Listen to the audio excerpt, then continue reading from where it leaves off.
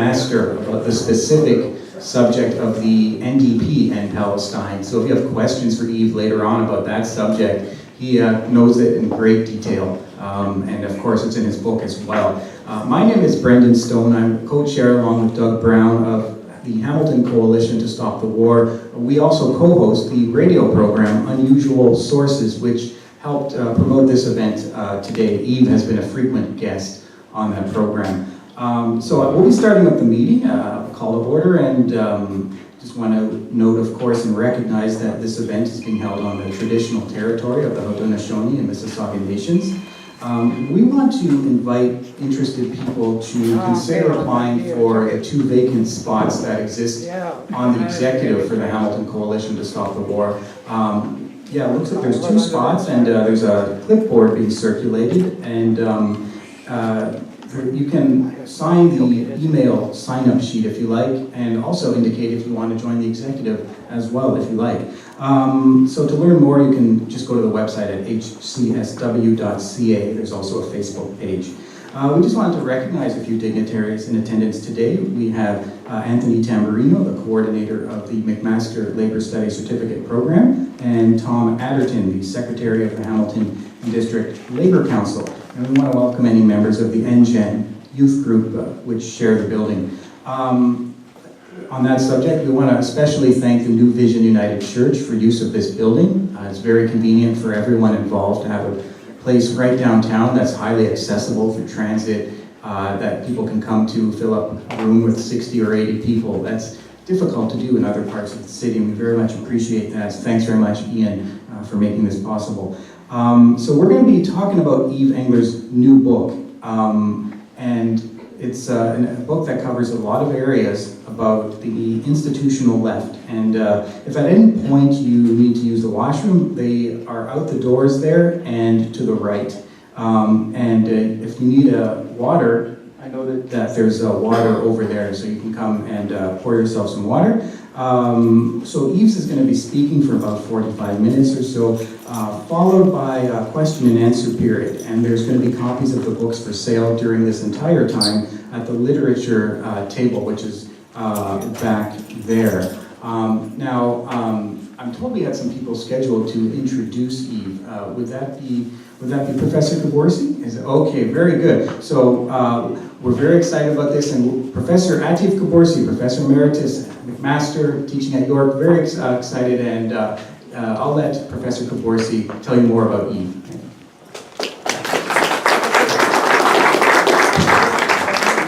Good evening. Delighted to introduce Yves Engler. I was surprised he's such a young man, born 1979 in Vancouver, but a long-time activist, a whole life of activism that probably spans the life of so many other people. He's the kind of intellectual activist. He has written 10 books, if I can count correctly, typically more than a couple of professors I know.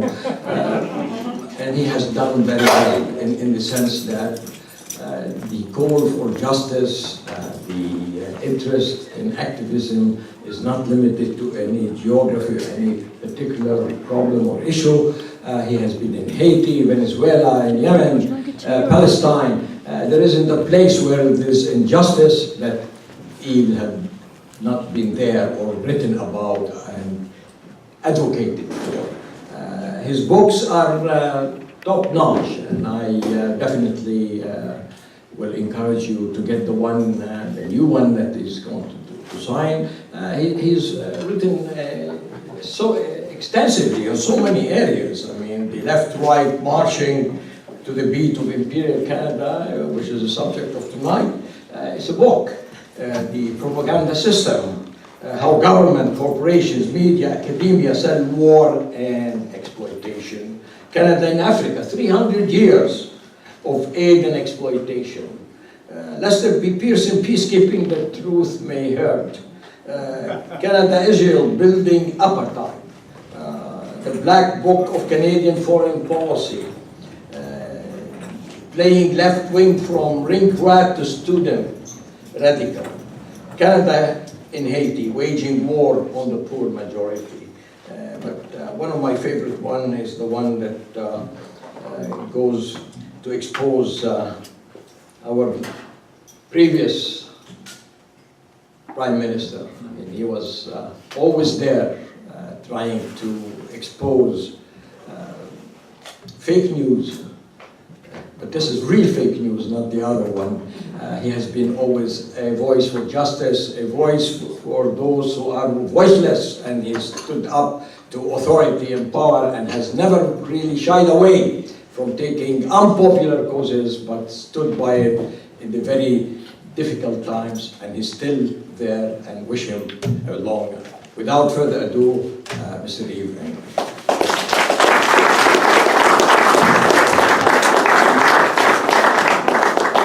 If I may for a second, I just want to know, is there anybody here who has a problem with having a photo taken?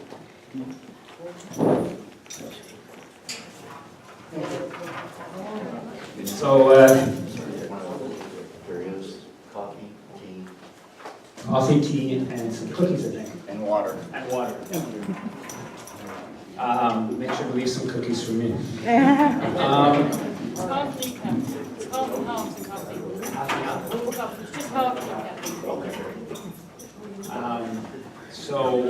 But thanks for that. Thanks to the Hamilton Coalition to Stop the War for putting this on. Thanks everyone for coming out. First apology is to Ken. I did not make a PowerPoint presentation, so you're going to have to spend your time looking at me rather than interesting images on the screen. I apologize to Ken for that. This event is part of the tour for my most recent book, Left, Right, Marching to the Beat of Imperial Canada, which is a 10% of the story about why we're so confused about our country's place in the world. The other 90% of the story is covered in this book, my previous book, A Propaganda System, and that deals with the main institutions that confuse us about this country's role in the world. The dominant media, the military, and their hundreds of millions of dollars in PR, the different corporations backing think tanks, etc., etc. That's the main institutions. What this book, Left, Right, is about is the 10% of the confusion. Why, despite the fact that Canadian foreign policy is very much about advancing empire, historically British, today American, and advancing Canadian corporate interests, Canadians generally think that this country is a force for good in the world.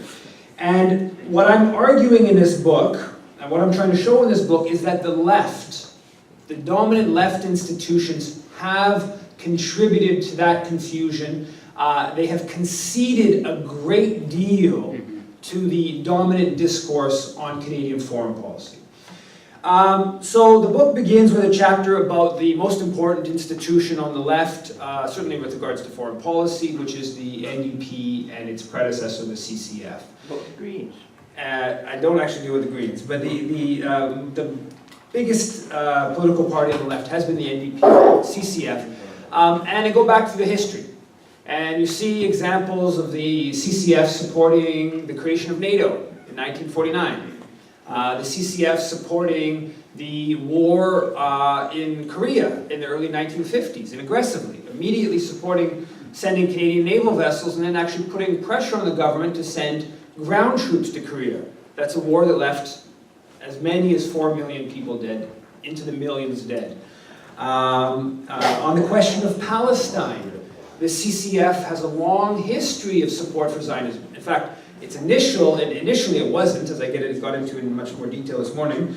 Initially it wasn't supportive, but soon, with the creation of the State of Israel, becomes a strong supporter of Israel, opposes the return of refugees after the expulsion of Palestinians in 1947-48. In 1974, the NDP aggressively opposed the Palestinian Liberation Organizations gaining observer status at the UN. And the next year, there was a big UN conference to be taking place in Toronto. The head of the NDP in Ontario, Stephen Lewis at the time, called for the whole UN conference to be shut down because the PLO had observer status and some of their representatives might attend. The conference actually didn't have anything to do with Palestine, but just the possibility of PLO representatives attending was worth shutting down an entire UN conference taking place in Toronto. More recently, you have Hélène Laverdière, the NDP foreign critic, going and speaking at APEC in 2016, the pro-Israel lobby organization, a paid trip down there, going to a Jewish National Fund tree planting ceremony when she was in Israel. The Jewish National Fund being an explicitly racist organization, colonialist organization, that excludes non-Jews from its property, pursues racist, effectively racist land covenants that were outlawed in this country almost 7 decades ago. And you have the head of the NDP going and attending a JNF event in Israel, among many other NDP officials with ties to the JNF. You'll never find the NDP criticizing, or have yet to hear anybody from the NDP, in the officialdom at least, criticizing the hundreds of millions of dollars in charitable donations given every year in this country to Israeli charities, so that we provide some degree of a subsidy through because they have the ability to provide a tax write-off. And much of that money goes to racist organizations in Israel, goes to organizations that support the Israeli military, that goes to organizations that support settlements in the occupied West Bank. So the NDP has very much supported Canada's role in the dispossession of Palestinians. Shifting gears to a different part of the world, Venezuela, right? Just a couple days ago, the head of the Organization of American States basically mused about a foreign invasion of Venezuela. The 11 members of the Lima group of mostly South American countries that are opposed to the government of Venezuela, they put out a statement condemning this talk about a foreign invasion of Venezuela. So even the anti-Venezuelan governments in the hemisphere talking about invading Venezuela, that's just too far. You know, talking about a coup, okay, we can sort of get behind that, but this is craziness. Well, the Canadian government refused to sign the statement. Canada was one of 3 countries that refused to sign the statement condemning any talk of an invasion of Venezuela. Do you hear the NDP foreign critics say anything about this? Any criticism about Canada's refusal to sign the Lima statement about an invasion of Venezuela? No. And you don't hear any comment from the NDP foreign critic about Donald Trump's talking about invading Venezuela last year. Or Rex Tillerson's calling for a coup. And other top Republicans calling for a coup in Venezuela. Or the attempted assassination of the president in early August. Nothing from our foreign critic. Or nothing from our foreign critic about the sanctions, the illegal sanctions that Canada has adopted on Venezuela. In fact, Hélène Laverdière has supported the campaign against the Venezuelan government. So the foreign critic for the NDP has supported the campaign. For instance, she complained in 2013, this is before she was critic, she was sub-critic at this point, she complained that the Harper government wasn't hard enough against the government in Venezuela. 2016, she put out a statement saying that, press release bemoaning, quote, the erosion of democracy in Venezuela and calling on Ottawa to, quote, defend democracy in Venezuela. In 2017, she called the vice president of Venezuela a, quote, a drug lord who, quote, the American government has seized billions of dollars of his assets for drug trafficking. That's extreme fringe right in Venezuela that's claiming that billions of dollars of assets have been taken from the vice president of Venezuela. That's really echoing the total extreme. And that's coming from the foreign critic of the NDP, who has very much supported the Canadian government's role in trying to undermine the Venezuelan government. Not to say there's not issues, there's not problems in Venezuela, there of course are, but anybody who believes that this foreign campaign to destabilize and overthrow, possibly with an invasion of the Venezuelan government, is going to be a good thing, that is certainly not the case. Shifting gears to militarism. The NDP has very much supported militarism, many occasions. 2011, they supported 2 votes, 2 House of Commons votes in favor of bombing Libya, right? Jack Layton said, quote, "It's appropriate for Canada to be part of this effort to try to stop Gaddafi from attacking his citizens as he has been threatening to do." Then after Gaddafi was killed, Nicole Turmel, who was the interim leader, said, quote, "The future of Libya now belongs to all Libyans. Our troops have done a wonderful job in Libya over the past few months." So completely endorsing the NATO bombing campaign and war on Libya, which of course contravened the UN resolutions. In many different ways, Canada contravened the UN resolutions in Libya. And look at Libya today. I mean, anyone who believes this was a good thing, you have to really seriously give your head a shake. Other areas of militarism the NDP has got behind. The national shipbuilding procurement strategy. People familiar with that? That's Canada spending $60 billion on naval upgrades. $60 billion. Over its life cycle, the estimate is $100 billion. That is a lot of light rail. Well, that may be a controversial issue in this city, but it shouldn't be a controversial issue. It's a lot of light rail across the country. That's a lot of reserves having proper drinking water. That's a lot of free education. Spending $100 billion on new ships. The NDP has not just supported it, has been staunch supporter criticizing the Harper government for not moving fast enough. When the NDP government was in power in Nova Scotia, pumping public money into the project into Irving Shipbuilding, and I believe in Lockheed Martin. And there's never a question of what Canadian ships are for, right? What's the point of these ships? Well, there's a whole history of Canadian gunboat diplomacy. I mean, people don't talk about it, but there's a whole history of Canadian, I mean, go back historically, Canadian ships being used on behalf of the Royal Bank to force Costa Rica to pay a debt that a dictator took as he was about to flee the country, that Royal Bank knew this was an unpopular government, still loaned him money, he took the money with him, and then we sent gunships to say, pay back Royal Bank. There's that history. There's more recent history of Canadian naval vessels doing exercises with AFRICOM off the coast of West Africa. Many different operations in the Caribbean over the years, more recently in the Middle East. Obviously during the Iraq War, 2003, the Liberal government had opinion that because of Canadian naval vessels being in charge of the NATO task force, that we were legally at war with Iraq in 2003. That's what our naval vessels were being used for, and continue to be used for. They're about exerting Canadian military power internationally. And the NDP has basically supported that. In 2017, June, the Trudeau government announced a defense policy statement where they called for increasing the military budget by 70% over the next decade. It also called for expanding the special forces, which involved in all kinds of assassination missions, included enhanced offensive cyber attack capabilities, included purchasing armed drones. NDP defense critic Randall Garrison's response to this was to say, we want more money right now. Too much of the 70% is for the later part of the 10 years. We want the enhancement right now.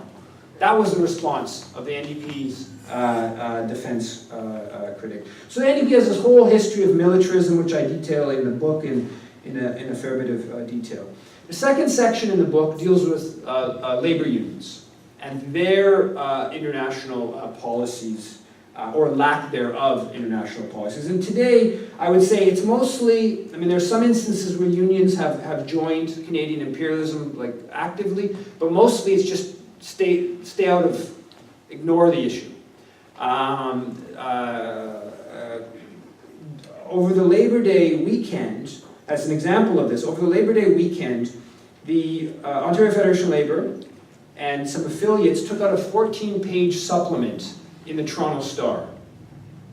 That was very much putting the best face forward of the labour movement, talking about how labour movement's involved in fights against racism, in favor of LGBTQ rights, indigenous solidarity, the fight for a $15 minimum wage, better workers' rights across the board. So not just that we're not just defending our own members, but we're somewhat of a working class kind of organization, progressive institutions. In that 14 pages, promotion of pharmacare, etc. In that 14 pages, there was maybe 10 words dealing with the rest of the world. The 10 words were about a program in New Zealand where people who are victims of domestic abuse can get some days off of work. That was it. The rest of the world just doesn't exist. And I think that very much encapsulates even, I wouldn't say the most progressive end of the labor movement, that encapsulates the center of progressive union movement in this country, where basically just ignore the rest of the world. And that was my personal experience. I worked at the Communications Energy Paper Workers Union in the research department between April 2012 and July 2014. And even though I'd written a number of books about Canadian foreign policy before starting there, I was only asked to do one small project dealing with international affairs. I was actually given lots of latitude to engage in all kinds of progressive campaigns domestically, but almost nothing to do with international affairs. But the history is different. The history, of course, is of unions very much supporting Canadian imperialism. That goes back to the Boer War of the late 1800s. You have an example, one of the things I did in researching the book was I read the Canadian Congress Journal, which was the journal of the Trades and Labour Congress prior to the establishment of the Canadian Labour Congress in 1956. And you find stories supporting, promoting Canadian business interests in the Caribbean in the 1920s. This is a time when there's obviously the colonized Caribbean. One story talked about Canadian trading and financial interests have become well established throughout the islands. What they're referring to is Canada's banks dominating the Caribbean. And they also boast about the 100 years of relations between Nova Scotia and New Brunswick traders and sailors established contact with the islands, bringing Canadian fish and produce in exchange for fruits, sugars, and other products. So what they're describing, this is a story from the 1920s, they're describing the whole history of Canadian cod being sent to the slave plantations in the Caribbean and given to slaves so they could work 16 hours a day because the slave plantation owners didn't want to devote any of their land to growing food stuff for the slaves, but they needed a high-protein, cheap source of fuel, which was the cod from the Atlantic region of Canada. So that's what when they're talking about these relationships between business relationships between the Maritimes and Jamaica or the Caribbean. That's what they're referring to. This whole history of Canada being tied into the slave economy and tied into British Canadian banks being tied into British colonialism in the Caribbean. So that's portrayed positively. The unions also supported the Korean War, supported the creation of NATO, and in fact produced booklets to convince members to support NATO. And it wasn't until 1976 when the Canadian Labour Congress called for de-emphasizing the role of the North Atlantic Organization. In 1961, the Canadian Labour Congress supported the US orchestrated invasion of Cuba, known as the Bay of Pigs. Ed Finn, who was longtime editor at CCPA Monitor, he talks about in his book, running a newspaper called the Newfoundland Examiner that criticized the Bay of Pigs invasion, and the CLC cut its funding for the newspaper in response to the criticism. The CLC also supported the UN mission that Canada was part of, the assassination of Patrice Lumumba in 1961, in the early 1960s in the Congo.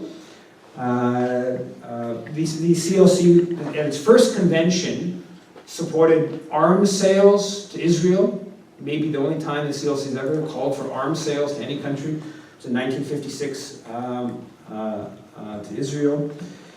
And the question of Palestinian rights is one where we see a big shift in the labor movement over the past couple of decades. Unions have now, there are many unions now have come out in favor of the boycott, divestment, sanctions movement, Canadian Union of Postal Workers, QP, Unifor, many of the unions in Quebec. So we see a breaking from that anti-Palestinian position of labor unions over the past couple decades. That's one example where you see some very positive shifts. And so, in my estimation, it was the anti-war movements in the late 60s against the war in Vietnam, the Central America Solidarity Movement, the South Africa Solidarity Movements. That's part of what broke down labor movements' complicity in direct complicity in Canadian imperialism. We don't see that very much anymore. Now, it's more of a question of unions just sort of ignore international affairs, or when they engage in international affairs, it's through their solidarity funds, it's through basically charity work, not through political campaigning. But there is one recent example, a fairly recent example, where unions actively engaged in Canadian imperialism in a real horrendous example, which was in the case of Haiti in 2004, with the overthrow of the elected government in Haiti, of Jean-Bertrand Aristide. And the FDQ, the Fédération des Travailleurs du Québec, the largest labor federation in Quebec, on February 12th, 2004, about 3 weeks before the coup, while there were CIA-backed rebels attacking the elected government, the FDQ put out a statement condemning the Aristide government. The day after the coup, the FDQ put out a statement calling on the international community to, quote, help Haitians build democracy in their country. These were the international community that had just overthrown democracy in Haiti. So this is an example, and I was engaged with officials at the FDQ during the coup period, where the union directly enabled, supported Canadian imperialism in Haiti. But for the most part, like I said, it's more of a question of labor not engaging in international affairs. The problem with that might sort of sound okay, the problem with that is that doesn't mean that the corporations and the other parts of the power structure don't continue engaging in international affairs, right? You can't just stand aside and say, well, we don't have anything to do with it. There's no neutrality on a moving train, right? This just leaves an open hand to the corporate world, to the geostrategic kind of world to pursue their foreign policy when labor doesn't put forward a more sort of class-based position on international affairs. The third section deals with the some major institutions on the left and some major commentators, well-known public figures on the left. First of all, the Rideau Institute. How many people in this room are familiar with the Rideau Institute? Much of the room. So the Rideau Institute is an Ottawa-based, basically the only foreign policy, left-wing foreign policy think tank that there exists in Ottawa, or in the country. It mostly focuses on the sort of military realm, less on the diplomatic realm of foreign policy, more on the military realm. Ceasefire.ca is associated with the Rideau Institute. And I support lots of the stuff the Rideau Institute does. I sign some of their petitions, I share some of their articles. But the Rideau Institute concedes a whole lot to the dominant narrative on Canadian foreign policy, a whole lot. And just by taking a look at who's running the organization, you understand why. So Peggy Mason, who's the head of the organization, this is what she said before a House of Commons committee in 2012. She said, quote, "I'm talking as someone who has spent the better part of the last 10 years working with NATO." Peggy Mason has provided peacekeeping training to NATO forces. And according to her LinkedIn profile, that continues until today. Peggy Mason was a senior advisor to Joe Clark while he was Brian Mulroney's foreign minister. She has had positions within official Canadian foreign policy for the better part of 3 decades. She's not somebody who's in a position to, she's at the liberal end of the foreign policy establishment, but she's not somebody who's in a position to seriously challenge Canadian foreign policy. And that, you see that bear out in what they produce. One example of that is one of the main people that Rideau Institute works with is Walter Dorn. People familiar with Walter Dorn? Some people, many people. If there's a story in the paper about peacekeeping, usually Walter Dorn is quoted in that paper. Okay, he is a professor at the Royal Military College and actually the chair of Masters of Defense Studies, and also at Canadian Forces College. Both of those are run, of course, by the Department of National Defense. So those are military institutions. And Walter Dorn is somebody who his basic politics revolve around calling for more peacekeeping. Really kind of as simple as that. It's almost a blanket. Just almost blindly, more peacekeeping is almost by ipso facto good. So Walter Dorn also was somebody who had a consultant position with the UN mission in Haiti. This is the UN mission that after the overthrow of elected government, French, American, Canadian troops takes over the occupation of Haiti. That was responsible for all kinds of massacres. The worst one being on July 6, 2005, where UN forces went into Cité Soleil, the biggest slum neighborhood of Port-au-Prince, and killed at least 23, mostly women and children. You can watch people dying on camera. It's a horrific affair what UN forces did on that day, and a number of other examples of them supporting, firing on peaceful demonstrations, calling for the return of democracy. But Walter Dorn was a strong proponent, is a strong proponent of the UN mission in Haiti. He's written a number of reports on it, again, working as a consultant for the UN mission in Haiti. In 2011, he told CBC that the world is, quote, crying for Canada to expand its role in UN missions, saying, we have a long-standing police contribution in Haiti, but we could easily contribute to the military side. Looking at Walter Dorn's writing about different elements of Canadian foreign policy, and your UN missions, he refers to the UN mission in the Congo in the early 1960s very positively. Totally ignores the role of Canadian troops in that UN mission in the assassination of Patrice Lumumba, the independence leader of the Congo.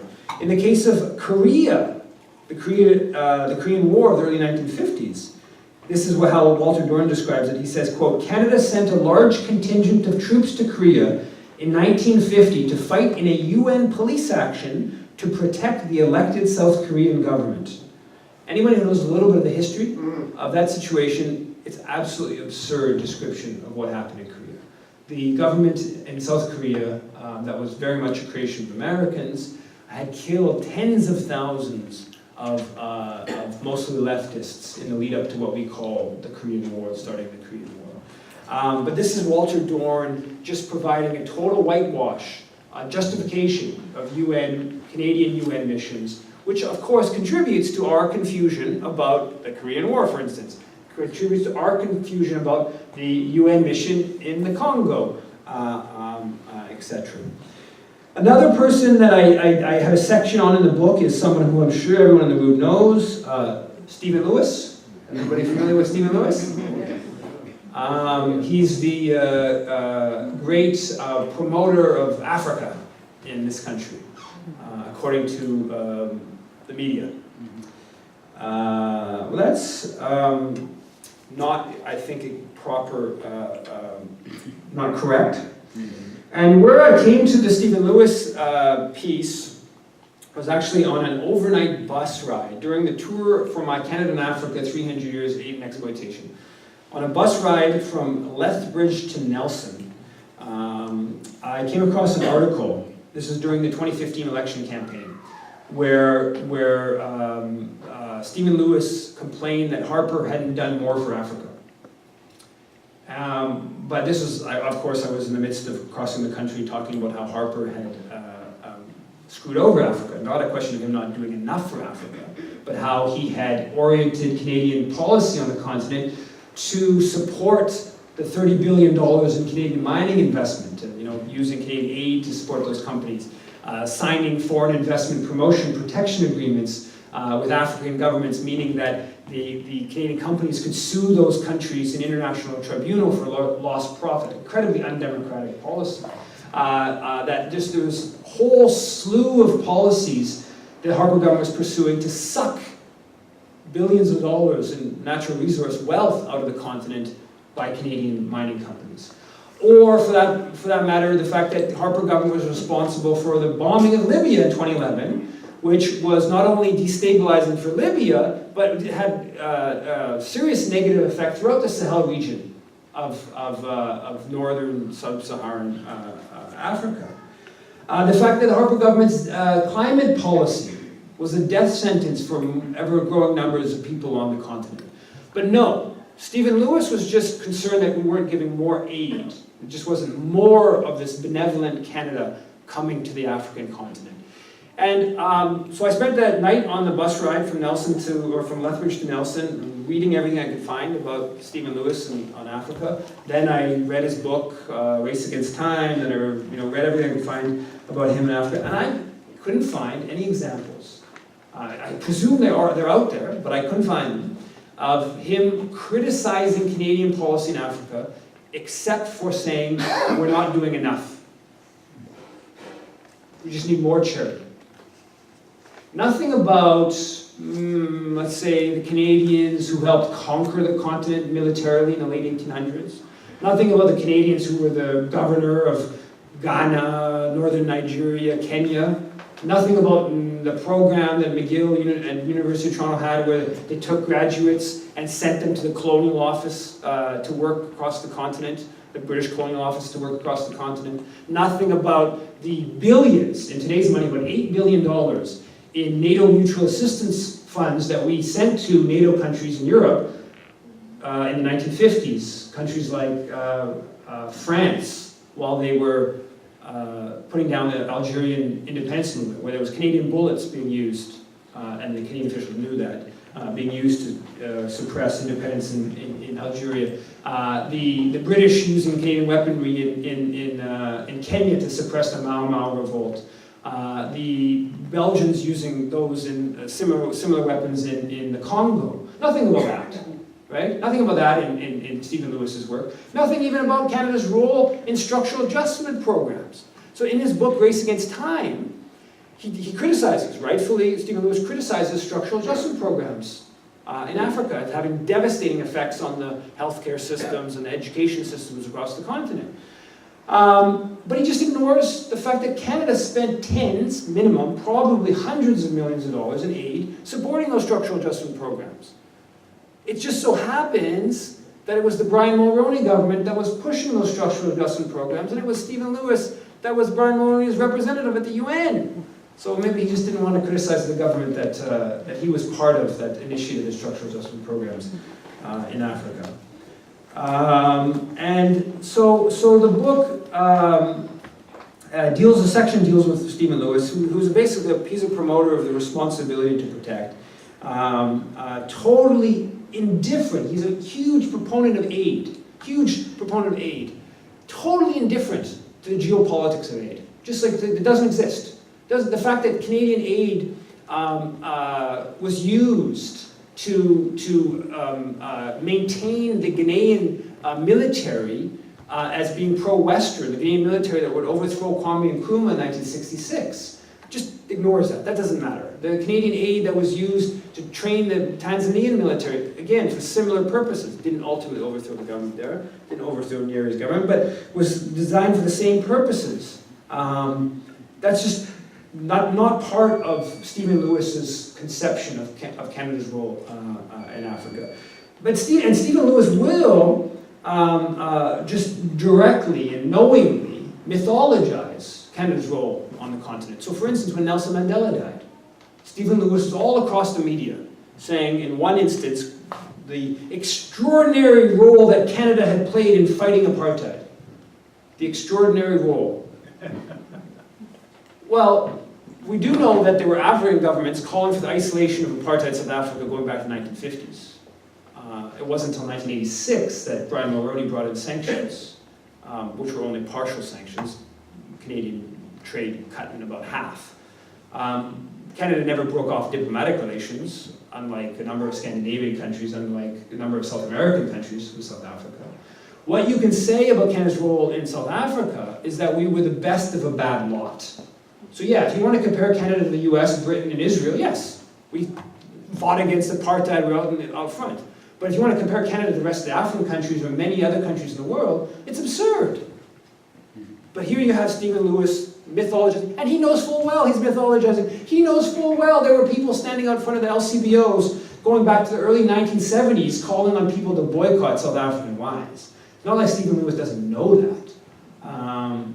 But if you want that position in the mainstream media, if you want that position, you have to go along and you have to promulgate, if you like, the myths of Canada's role in the world. And I should just say also, one thing that's interesting in looking at Stephen Lewis, part of why he's a really interesting case study, is that a lot of people on the left are quite critical, older people on the left, are quite critical of Stephen Lewis's domestic role, right? He's, of course, the person, people who've paid attention to NDP affairs, he's the person who spearheaded the expulsion of the waffle from the NDP in the early 1970s, which was a left-wing, a left-nationalist faction within the NDP. They got like almost 40% of the vote for a federal leadership contest. And so he's the one who played the big role in expelling the waffle, and he was widely criticized for that by people on the left. But when Stephen Lewis goes off into the international realm, first as the Mulroney's ambassador to UN, then as a UNICEF person, then UN HIV/AIDS. Even though, if you look at his policies, it's all just basically just calling for charity. That's the essence of Stephen Lewis's policy in Africa, just more charity. Not something that actually, I mean, do we want, should our school system or our medical system be based upon charity here? Does anyone in this room believe that's a good model for Canadian social services? No, it should be publicly run public education system.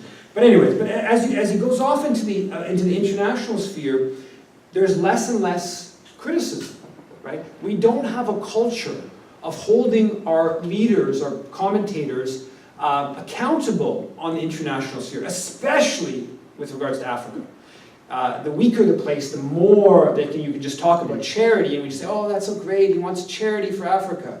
And we buy into this positively, even though, again, you find lots of criticism out there about Stephen Lewis's policy domestically, and you find very little about Stephen Lewis's policy on Africa, which says a lot about how foreign policy is dealt with in left-wing political culture in this country. So then get into the question of why. Why, the latter part of the book, why is this going on? Why are the left institutions conceding so much to the dominant narrative on foreign policy? There's many reasons for that. One I mentioned, just simple at a personal level to survive in the mainstream. If you want to have a voice in the mainstream corporate media. Linda McQuaig, who I deal with in the book section on Pearson. Linda McQuaig's not, if she wants to keep her column in the Toronto Star, she cannot write, maybe once you could get away with it, but you can't, and certainly not as a Constantine, to say the world needs less Canada, right? You can't write that regularly in a column and think you're going to keep having a column in the Toronto Star. That's just not acceptable, even if that may be true. That's outside of bounds.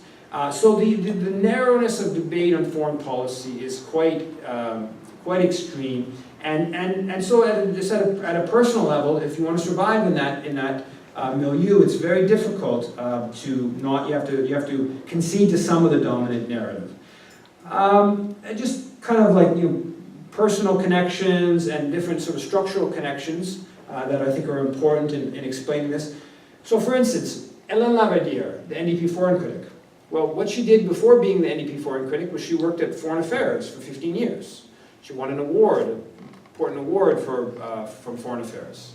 So she was, an important Canadian diplomat. It's hard to imagine somebody who was an important Canadian diplomat getting into that position as foreign critic and all of a sudden becoming like a radical critic of Canadian foreign policy. And there are many, many examples of the NDP, historic examples I cite in the book, of the NDP's ties to military world, to foreign policy world, like that. The NDP MPs in Ottawa, beyond just the foreign critic, they very much get drawn into the foreign affairs orbit in different ways. So for instance, militarily, the Canadian Forces Parliamentary Program that takes MPs onto Canadian naval vessels patrolling sometimes in the Middle East. Take MPs and have a visit with the troops and just sort of bring the MPs close to the military, have them see the world through the lens of the military. Things like the interparliamentary associations, right? All the formal interparliamentary associations, they're overwhelmingly focused on European allies, right? There's a NATO parliamentary association. There's no anti-imperialist parliamentary association. So there's all these different ways that they all expense-paid trips, right? That the different lobby groups, most notably the Center for Israel and Jewish Affairs, right? Take NDP MPs on trips to Israel, and that's not about trying to show them the Palestinian perspective of the conflict. Similarly, in the book, I detail all kinds of ties between the Canadian Labour Congress and external affairs, historic ties. Labour leaders getting positions at Canadian embassies after retiring. The fact that the Canadian Labour Congress, most of its international affairs funding actually comes from the Canadian Aid Agency, from CEDA, right? And in 2012, one of the things the Harper government did was they slashed that, and the Canadian Labour Congress International Department just basically overnight, so it got cut in half. I think maybe even more than half. So obviously that funding whenever you get so dependent on that kind of funding, that gives leverage, that brings the CLC into the dominant sort of perspective of things. The Canadian Labour Congress also works with all kinds of organizations that are government-funded or foreign policy-focused organizations in Ottawa. One of the most notable examples is the Canadian Council for International Cooperation. The CCIC, which is the umbrella organization of Canadian NGOs, which was set up largely with CEDA money in 1968, and mostly these are CEDA or Canadian aid dependent organizations. And the Canadian Labour Congress has had a position on the board of the CCIC for much of the last 50 years. And just to give you an example of where the CCIC is at politically, they just held a conference in Congress in Ottawa, and this is how they described the Congress. Quote, inspired by Justin Trudeau's 2015 proclamation, Canada is back, we are presenting panels that illustrate or challenge Canada's role in global leadership. Are we doing all that we could be doing in the world?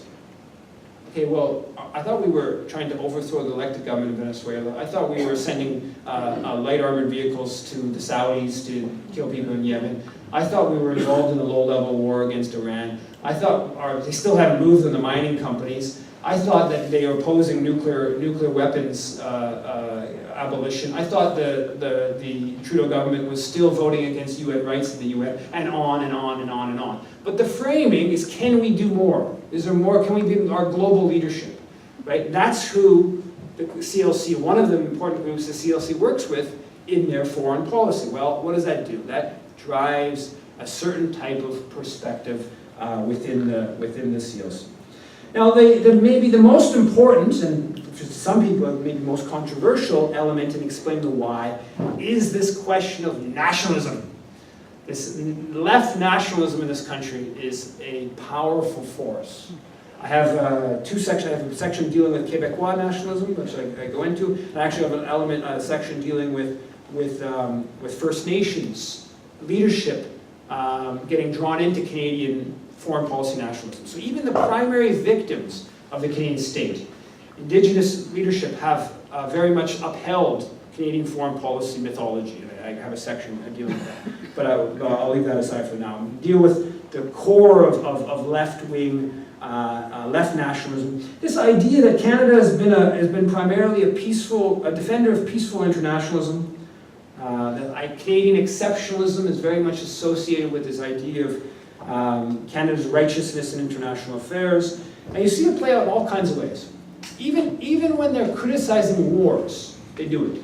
Right? Even when we're criticizing, even coming up with anti-war statements, Jack Layton making anti-war statements or Walter Dorn making anti-war statements, they're still building up this mythology of Canada. So for instance, in 2006, Jack Layton said, quote, "New Democrats have not written a blank check so that this government can drag Canada still farther into war so that it can remove us farther from our role as international peacekeepers." So his criticism of the war in Afghanistan is that it was meaning that we couldn't be engaged in some other international military mission. In this case, he was usually citing Sudan, that our troops shouldn't be in Afghanistan, should be in some other moral crusade, right? That's the anti-war position, not this one, but another moral crusade. Or even in a more clear language, Walter Dorn saying, quote, "The first consequence of our current deployment in Afghanistan is that Canada is currently at a historic low in its UN peacekeeping contribution." I thought the first consequence of our role in Afghanistan was that we were occupying Afghanistan, not that we couldn't be involved in some other moral crusade. Right? But that's anti-war position. You still have to uphold benevolent, the world needs more Canada. And of course, that also is nice, the military likes that, and associated industries, because it doesn't challenge their budget, it doesn't challenge the companies that are making all kinds of money out of selling to the military, because you're not saying, hey, that's this military thing, let's, slash it, let's get rid of it. You're saying, we need it somewhere else. So the nationalism is actually really quite extreme. And the idea of peacekeeping is central to liberal nationalist ideology. In Warrior Nation, Ian McKay and Jamie Swift say, quote, "The Ottawa Min developed a nationalist myth-symbol complex about an imagined community outside Canada in which Canadians played an indispensable, indeed world-reshaping role, placing them at the heart of the great crusade for peace and democracy." And he's talking about the Ottawa Min, he's referring to people like Lester Pearson and the external affairs in the 1950s and 1960s. They pushed this mythology of Canada, the benevolent peacekeeping force in the world. And it's a mythology that most of the left upholds. Another component to nationalism that we have to deal with is this whole idea of Canada as a colony. Okay, initially, it's less of an issue now today, but still I think that there's remnants of Canada being a colony of Britain. Like Kenya, right? Were the Europeans in Canada dispossessed like the Kikuyu in Kenya? Of course not, right? The Europeans, the French, British, other settlers dispossessed First Nations. We weren't the colonized. We were the dispossessors. So this whole idea, and in fact, what Canada was, to a large extent, was the extension of the British Empire to the west. That's the whole point of setting up the naval bases in Victoria area. It was about extending the British Empire to strengthen the British Empire's position in Asia, and then the railway also was part of that process. So that's this idea of Canada as a colony is absurd at the level of the British, though in a certain sense technically correct, but also at the level of Canada being a colony of the US. This idea, or as Bruce Campbell, the founder of the Canadian Centre for Policy and Alternatives, put it in 2014, Canada is a colonial supplicant. Or as the WAFL, the left-wing movement within the NDP in the early 1970s, put it, calling Canada a reduction of Canada to a colony of the United States. Like a colony like Haiti of the United States? Did American troops march into Ottawa, take our national reserve, and march back into the US? Like they did in Port-au-Prince in 1914? Did they occupy Canada between 1915 and 1934 and then keep control of the country's financial affairs for the next 15 years like they did in Haiti? Of course not. It's absurd. It's absurd to compare Canada's position to the US, anything equivalent to most of the hemisphere at minimum, let alone Philippines or and in fact, the Canadian elite have had a long, close relationship to the American elite, right? So when the Americans colonized, or Americans took control of Cuba in 1898, at a time before American banks were restricted in international affairs. Which country's banks were the preferred agents of the Americans? RBC. RBC was the biggest bank in Cuba for decades because they benefited from American occupation. Same thing with Canadian banks in the Philippines. So there's been close bonds between the Canadian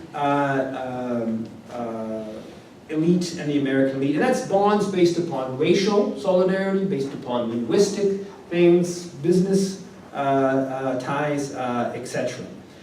And so Canada is a powerful capitalist. Today, taken forward today, Canada is a powerful capitalist force, right? 5 of the 60 biggest banks in the world are Canadian. That's like 20 times our proportion of the world's population, even more than that. 50%, or even more, somewhere between 50 and 75% of the world's mining companies are listed in Canada. Canada is 0.5% of the world's population. It's like 100 times our proportion of the population. The largest privately held private security company in the world, Garda World, based here. One of the largest engineering companies in the world, based here, in Montreal. So Canada is a major capitalist power, and left nationalist thinking, which is structured around the idea that U.S. corporate power dominates Canada, and that we have sort of at the left nationalist political economy the idea of the staple trap. That Canada has a weak manufacturing base, and it's based massive staples exports to the U.S. Right, so that we're just the hewers of wood, and no, it's the same. Yeah, so that whole idea, well, there's truths in that. It's completely disconnected from looking at global affairs, and this is how Paul Kellogg, who wrote a book called "Escape from the Staple Trap." Canada after left nationalism. He says that, quote, those who apply the simple staple trap analogy to Canada almost always fail to interrogate the analogy from the standpoint of Canada's hugely privileged place in the world economy. A world economy that is extremely hierarchical, right? Canada, again, just to repeat, is clearly at more the center of international capitalism. Or as I like to put it, the Canadian elite has gone from appendage of the, or Canada has gone from an appendage of the imperial center, British, over the last 200 years, appendage of the imperial center, British Empire, to an appendage of the imperial center, the US. That's the better way of understanding Canada's place in the world. So left nationalism has been a serious problem in terms of understanding Canada's place in the world. Now, moving towards the conclusion, since I've been going on for quite a while here, we need to build internationalism, right? We need to build real internationalism. In the book, I put forward a couple of principles of Canadian foreign policy. The problem with foreign policy, or I guess any issue, there is no universal principle. It's always issue specific. Right? There are some general principles, but at the end of the day, it's issue specific. So there's no sort of roadmap for what's right and what's wrong with foreign policy decisions. But I think there's some general principles. One, and I think that I put forward in this book that's new, for me at least, is the first do no harm principle, right? Taken from the medical realm. We should analyze what our foreign policy decision makers are suggesting from the principle of, let's start with do no harm, right? The Hippocratic oath. I think that's something that would have gone very well if the first do no harm people would have won out over the interventionists in Libya in 2011, right? I think Libya would be much better off. The Sahel region of Africa would be much better off if we were to start from that premise. And the first do no harm principle is really based in international law, right? The idea of self-determination is a core principle, of international law. The supreme international crime is aggression. So again, get back to this idea of first do no harm. Now, how do we